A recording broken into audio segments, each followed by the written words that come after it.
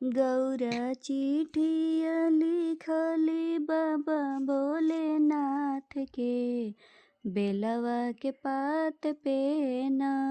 गौरा चिट्ठिया लिखली बाबा भोलेनाथ के, बेलवा के पात पे ना। लइके बारात शिवजी आई में हमरा आंगना, लइके बारात शिवजी आई में हमरा आंगना। पेन्हली हम सोनावा की मौरिया अपना माथ पे, बेलवा के पात पे ना। गौरा चिट्ठिया लिखली बाबा भोलेनाथ के, बेलवा के पात पे ना।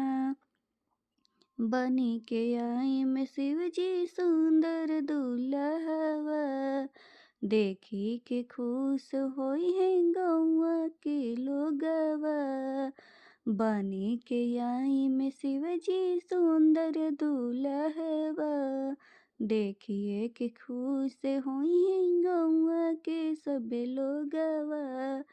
स्वागत करी है लगाई तिलक ललाट पे, बेलवा के पात पे ना।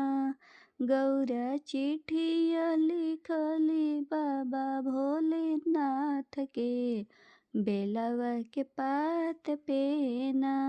पीताम्बर पहन के आई में बनी के दुल्हवा, पीताम्बर पहन के आई में बनी के दुल्हवा।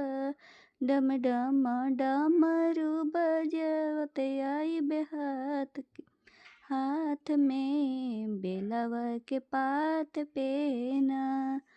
भूतवा पिचासवा के जनी लेके आई, बने के दुल्हवा पीताम्बर पिन के आई बे। भूतवा पिचासवा के जनी लेके आई, सब देवता लोग के लेके आई बे साथ में, बेलवा के पात पे ना। गौरा चिट्ठिया लिखली बाबा भोलेनाथ के, बेलवा के पात पे ना।